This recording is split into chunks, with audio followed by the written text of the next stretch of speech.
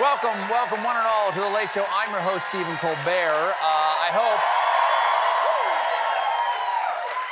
Hope you all had a great weekend, but no matter what kind you had, you didn't have as much fun as President Biden, who wrapped up his tour of Ireland. It was everything he dreamed it would be. He met with relatives, he toured some castles, he got to visit the Malarkey factory. Throughout the trip, he delivered a bunch of speeches, obviously, including this one in Dublin, where he ended with these inspiring words. There's nothing our nations can't achieve if we do it together. I really mean it. So thank you all. God bless you all. Let's go lick the world. Let's get it done. Yeah, baby, lick the world. Lick the world. Lick the... Oh, God. I have no idea what the hell that means. But if anybody can do it, it's Joe Biden. Then, Biden was off to his ancestral home of County Mayo, where he gave one hell of an entrance. Please welcome, a son of Ballina and the 46th President of the United States, Joe Biden.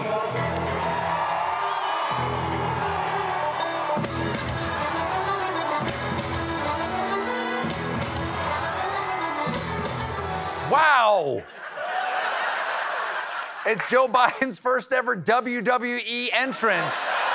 Oh, you know what that music means. It's the Scranton Scrambler coming in hot on the Acela Pain train, and he's got a ticket for the riot car. Woo, woo! Now, thank you very much. Well, after that intro, for some reason, Biden started his speech like this.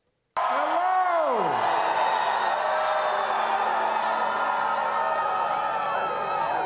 Mary, I see the light. No. Oh, no. There are three things you never say at your age, sir. I see the light. That can wait until tomorrow. And I'll drive. Biden also reminisced about his ancestors who never dreamed this day would come. I doubt he ever imagined that his great-great-great-grandson would return 200 years later as President of the United States of America. Wow, I'm sure he'd think that was cool. But someone born 200 years ago might find other things more impressive. Saints preserve us, my great-great-great-grandson is president, that's fine. But now tell me more about this typewriter in your pocket that plays pornography.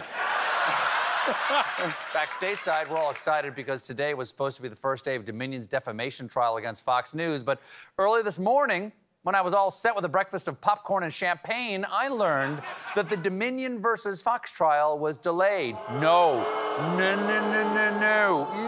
You cannot take this away from me. This is my Super Bowl. I wanted to see the courtroom sketch of Rupert Murdoch. So because of this, we had to make our own.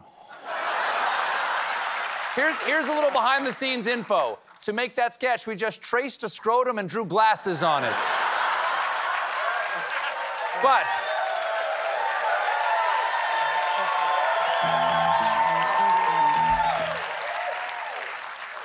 it looks like the trial might not just be delayed, there's a chance it might not happen at all, because apparently Fox News is looking for a possible way to settle the case.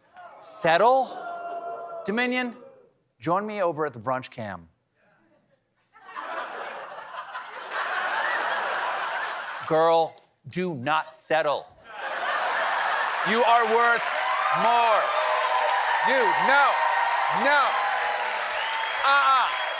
No, I won't hear it. You are worth more than that. Approximately $1.5 billion in damages. He lied to you. He said you cheated, but you never did. And if you don't make him grovel, he's just gonna pull this with another innocent young voting company. Can I try your waffle?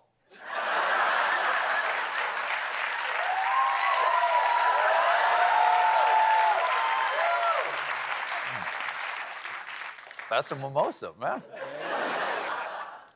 There's more trouble for Supreme Court Justice and man being told he might face consequences, Clarence Thomas. We'd already learned that Thomas accepted lavish gifts and trips on the yacht and private jet of billionaire and Gordon Ramsay dredged from a lake, Harlan Crow. Crow, as an arch conservative, is known for his assorted Nazi memorabilia and garden full of statues of the 20th century worst despots. It's so impressive that they put him on the cover of Hitler, Holmes, and Goebbels. Now, Justice Thomas claims that he did not have to report all these gifts because he and Crow are such close buds.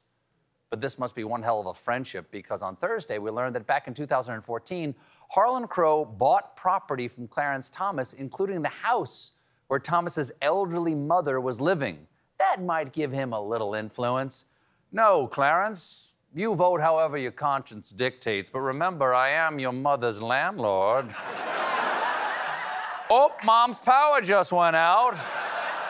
Oh, now it's back on. Seriously, vote however you want. Oh, Mommy's in the dark again. Hope she can find the fridge. Isn't that where she keeps her insulin?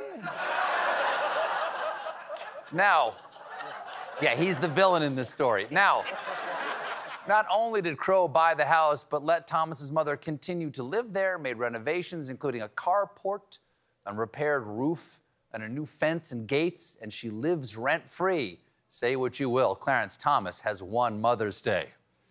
Oh, chocolate-covered strawberries again. That's nice. I hear Mrs. Thomas's son betrayed the justice system to get her a carport.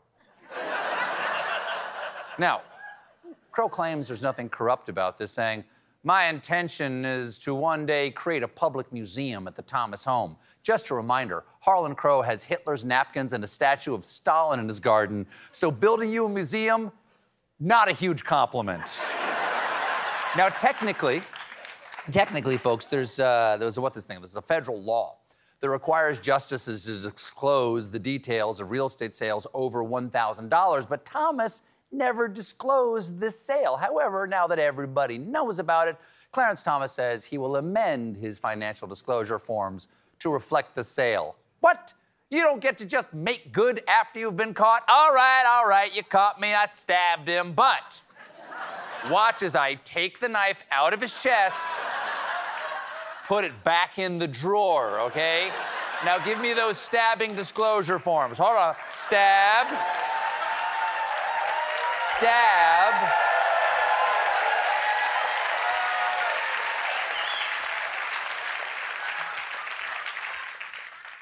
Stabbity stab.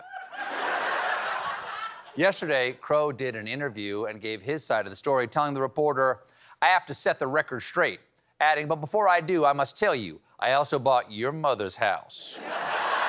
Flick, flick, flick. Crow explained how the two pals met. Crow was in D.C.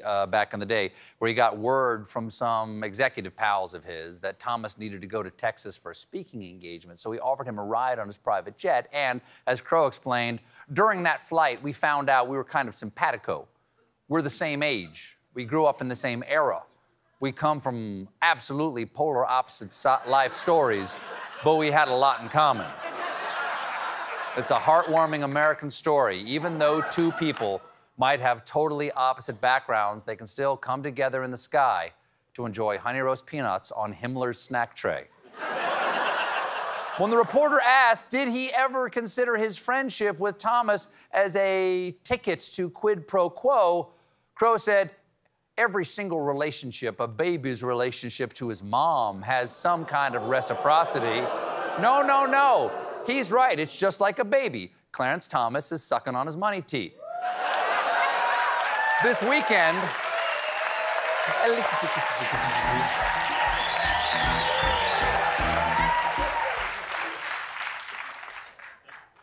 This weekend, the NRA hosted their annual convention in Indianapolis. One of the speakers was South Dakota Governor and Yellowstone extra distracted by two horses having sex. Kristi Noem. Noem wanted to assure the audience that it is never too early to get your kids excited about packing heat. Did you know that I'm also a grandmother, not just once, but twice? Have two beautiful grandchildren. Little Miss Addie, who is almost 2, and Branch, who's just a few months old. They have brought us so much joy. Now, Addie, who, soon will need them, I want to reassure you, she already has a shotgun and she already has a rifle. A toddler with a shotgun and a rifle. That's the really terrible twos. No one wanted to make sure that everybody knew about one of the NRA's greatest strengths, diversity. The media would have us believe that the NRA is only made up of old white guys. And all you old white guys can be proud and raise your hands.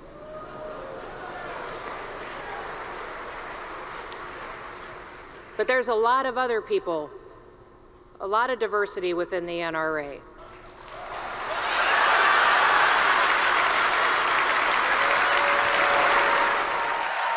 I can't beat that. We got a great show for you tonight. My guests are Josh Groban,